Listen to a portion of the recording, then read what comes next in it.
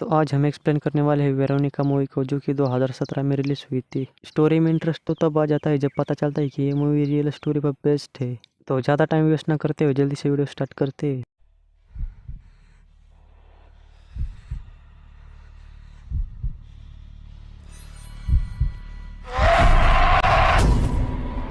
Movie की शुरुआत 15 जून 1991 में शुरू होती है और हमें स्पेन की मैड्रिड सिटी दिखाई जाती है, जहाँ पर 3 पुलिस वाले घर की तरफ जा रहे होते हैं। वहाँ पर पहुंचने से पहले नीचे काफी शोर हो रहा था, जिसको सुनकर एक पुलिस वाला उसकी तरफ जाने लगता है। वहाँ पर जाने के बाद वो दरवाजा खोलते हैं और वो ऐसा देख लेते हैं कि जो कि काफी अबनॉर्मल था। इसके बाद कहानी सीधा 3 दिन पीछे चली जाती है, यानी 12 जून का सीन दिखाया जाता है। वहाँ पर हमें दिखाई जाती है 15 साल की लड़की वेरोनिका, जो कि अपने भाई बहन को स्कूल में जाने के लिए उठा रही होती है। उसकी 2 बहनें होती है, आयरन और लूसिया, और एक भाई होता है अंडोनिटो। वेरोनिका अपने मदर के रूम में जाती है और अपने डैड की एक फोटो ले लेती है।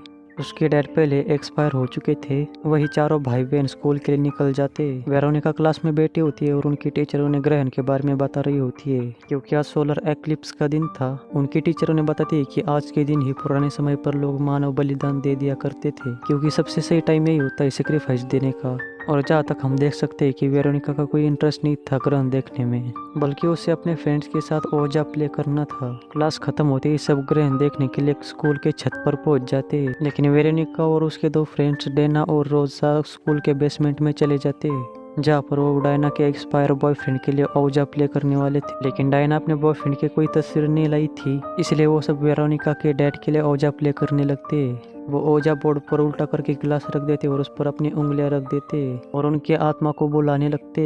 सेम टाइम पर ग्रहण लगने वाला था और एक्लिप्स उस सूरज को कवर कर लेने वाला था। उसी टाइम गिलास काफी गर्म हो जाता है और डायना और रोजा वहां से अपनी उंगली हटा लेते, लेकिन वेरोनिका अपनी उंगली वहां से नहीं हटाती। वही बाहर एक्लिप्स सूरज को पूरी तरह से कवर कर लेता है और उसी टाइम ग्लास फूट जाता है और वेरोनिका का एक खून का बूंद उस ओजा बोर्ड पर बने सूरज के ऊपर गिर जाता है। साथ में ओजा बोर्ड में आग भी लग जाती है और उसके 2 टुकड़े भी हो जाते हैं। रोजा और डायना उस आग को बुझाने लगते हैं और तभी वहाँ पर काफी अंधेरा हो जाता है। वो दोनों टॉर्च जलाकर वेरोनिका को देखते हैं। वेरोनिका लेटी होती है और कुछ बोल रही होती है। रोजा उसे सुनने लगती है और सुनने के बाद 2 तुरंत दूर हो जाती है। शायद वेरोनिका ऐसा कुछ बोल रही थी जो कि कुछ नॉर्मल नहीं था। उसने क्या सुना रोजा स्टोरी में खुद आके बताएंगी। तभी वेरोनिका जोर से चिल्ला पड़ती है और उसका मुंह काफी ज्यादा खुल जाता है, जो कि काफी डरावना था। यानी इसे ये लग रहा था कि वेरोनिका को किसी शैतान ने प्रोजेस कर लिया है, क्योंकि वह की लाइट्स भी उसी के अकॉर्डिंग ब्लिंक कर रही थी। और फिर जब उसकी आँख खुलती है तो वो अपने आप को स्कूल के मेडिकल रूम में पाती है। वो नर्स को कुछ नहीं बताती है कि उनके साथ क्या क्या हुआ, और नर्स उन्हें कमजोरी काका के कर छोड़ देती है। स्कूल से निकलते समय एक सिस्टर उन्हें काफी ध्यान से देख रही होती है, जिसको सब डेथ सिस्टर कहा करते थे। फिर वो चारों एक रेस्टोरेंट में पहुंचते हैं जहाँ पर उनकी मदर काम कर रही होती है, और वहाँ पर काम करने की वजह से उनकी मदर रोजाना बहुत लेट घर आती है और मैक्सिमम वेरोनिका ही अपने भाई बहनों का ख्याल रखती है। वो चारों घर पर पहुंच जाते हैं और क्योंकि वेरोनिका नॉर्मल नहीं थी तो उसके साथ कुछ हादसे होने शुरू हो जाते हैं, जो कि काफी डरावने थे, क्योंकि वो जैसे अपने ओजा बोर्ड वाली बैग को अलमारी पर रखती है वो अपने आप नीचे गिर जाती है और खाना खाते समय कुछ शैतानी पावर उसे खाना खाने से रोक रही होती है। और जब वो अपने कपड़े धो रही होती है तो अपने शोल्डर पर एक अजीब सा निशान देखती है। और उसी दिन जब वो अपने भाई को बाथटब में नहला रही होती है तो उसे अपने कमरे से कुछ आवाज आती है और वो वहाँ से अपने रूम में चली जाती है।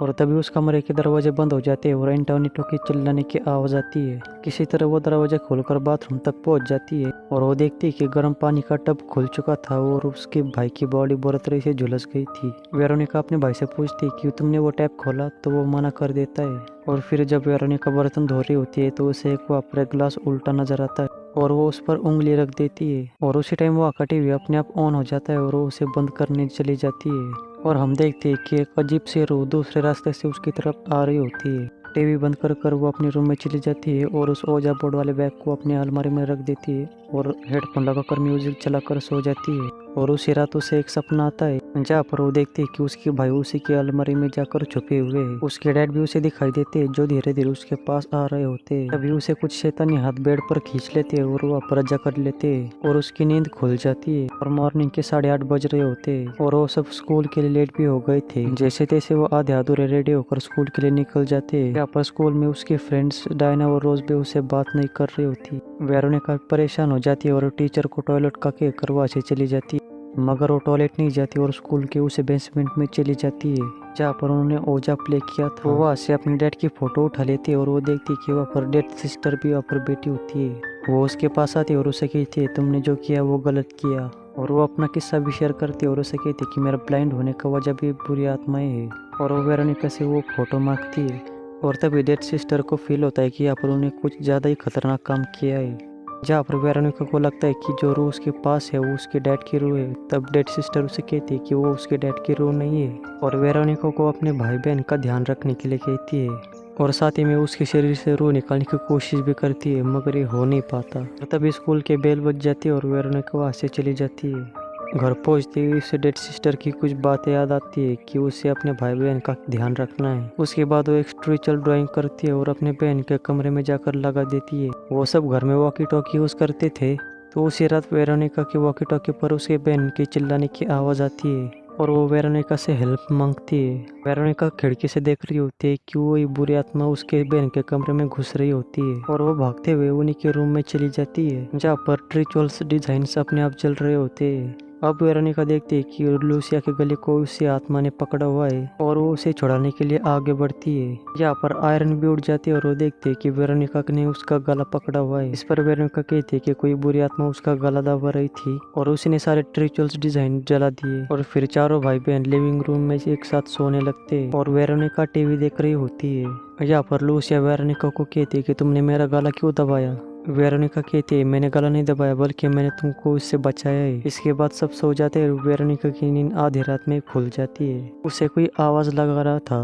वो उठकर रूम से बाहर की तरफ जाती है और उसे वही आत्मा नजर आती है और वो उसे फॉलो करने लगती है। तभी गेट खुलता है और वहाँ पर उसकी मदर होती है जो कि हर रात लेट नाइट आती है। वो ये सब देख कर वेरोनिका पर गुस्सा होती है और उसे रूम में जाने के लिए कहती है और वेरोनिका के रूम में वेरोनिका की मदर पहुंच जाती है और उससे इन सब का रीजन पूछती है। जहाँ वो कहती है मैंने ओजा बोर्ड प्ले किया था अपने डैड से बात करने के लिए, पर अब जो हो रहा है वो हमें परेशान कर रहा है। ये सुनकर उसकी माँ उस पर बहुत गुस्सा होती है और उसे ये सब करने के लिए मना कर देती है। फिर वेरोनिका सो जाती है और उसे एक और सपना आता है जहाँ पर उसके भाई बहन उसे काट कर खा रहे थे। वो उठकर देखती है तो उसे नजर आता है कि उसके बेड के नीचे कुछ अजीब सी आकृति बन गई है जो कि घर के सभी गद्दों के नीचे बन चुका था। फिर एंटोनीटो उसे बताता है कि मेरे डैड मुझे मिलने आए थे और वो कह रहे थे कि मैं भी तुम्हें वहीं पर ले जाऊंगा जहाँ पर वो है। वेरोनिका कुछ अजीब सा फील करती है और वो कहती है अगली बार जब डैड आए तो अपने कान बंद कर लेना और मुझे आवाज़ दे देना। उसके बाद वो अपने भाई बहन के साथ निकल जाती है और अपने मदर के रेस्टोरेंट में पहुंच जाती है और उन तीनों को वहाँ पर छोड़कर वो सीधा अपने स्कूल को जाती है। वो डेड सिस्टर से मिलती और उनसे उसे वापस भेजने का तरीका पूछती है। जहाँ डेड सिस्टर कहती है उसे जैसे बुलाया गया था उसे वैसे ही वापस भेजना होगा, क्योंकि उन्होंने ओजा बोर्ड प्ले तो किया था लेकिन उसे एंड नहीं किया। लास्ट में उन्हें गुड बाय भी कहना था जो कि उन्होंने किया नहीं। उसके बाद वो रोसा के पास पहुंचती है और उसे फिर से ओजा बोर्ड प्ले करने के लिए कहती है। फिर रोजा उसे मना कर देती है। वो उसे कहती है कि उस दिन तुम कुछ कह रही थी और तुम ये कह रही थी कि तुम आज के दिन मरने वाली हो। इसके बाद वेरोनिका काफी परेशान हो जाती है।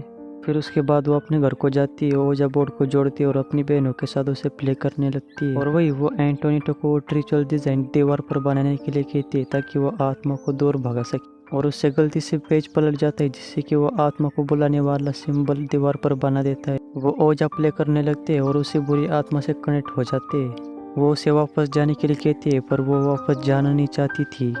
जिस ग्लास से वो ओजा प्ले कर रहे थे वो ग्लास अपने आप सरक कर उसके रूम में चला जाता है। वेरोनिका भी उसके पीछे पीछे चली जाती है और वही बुरी आत्मा उसे पकड़कर खींचने लगती है। किसी तरह वो वहाँ से निकल आते हैं और लिविंग रूम में आकर वहाँ पर पुलिस को कॉल करती है और सब कुछ बातें देती है। इसके बाद वो एंटोनीटो को अपने गोद में लेकर दोनों बहनों के साथ घर से बाहर चली जाती है। आयरन और लूसिया वेरोनिका को कहते कि एंटोनीटो कहाँ पर है। वेरोनिका को लगता है कि एंटोनीटो उसके गोद में है, पर जब वो सामने लगे मिरर में देखती है तो उसके गोद में कोई नहीं था।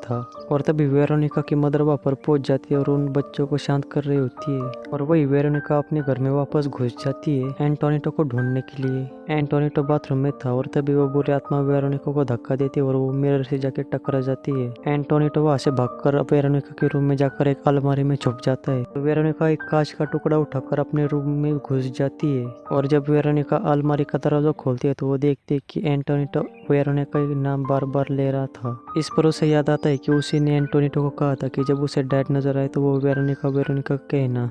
यहाँ पर बस वेरोनिका ही थी उसके सामने। तभी वो अपने आप को मिरर में देखती है तो वो अपने अंदर उसी आत्मा को देख पाती है। यहाँ पर उसके ये समझ आता है कि ये बुरी आत्मा वेरोनिका पर कंट्रोल कर लेती है और वेरोनिका ये अपने भाई बहन को मारने की कोशिश करती, जैसे कि बाथटब में गर्म पानी का टैप खोलना, लूसिया का गला दबाने की कोशिश करना और तो और एंटोनिटो को मारने के लिए कांच का टुकड़ा अपने साथ में लेकर आना। ये सोचकर वो काफी डिसअपॉइंटेड हो जाती है और उसी कांच से अपने गले को काट लेती है और हम देखते हैं कि वही आत्मा उसे पकड़ लेती है और उसके मुंह में अपना हाथ भर देती है, जिससे कि उसका मुंह काफी ज्यादा खुल जाता है।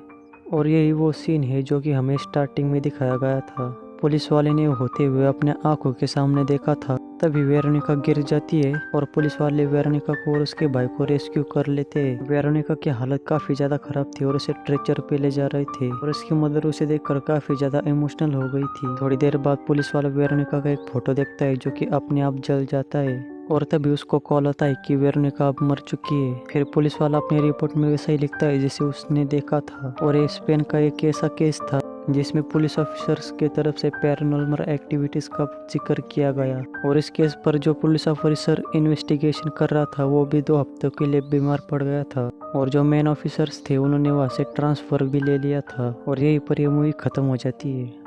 मूवी तो काफ़ी डरावनी थी पर जब हम सोचते हैं कि ये रियल स्टोरी पर बेस्ड है तो ये काफ़ी डरावनी हो जाती है।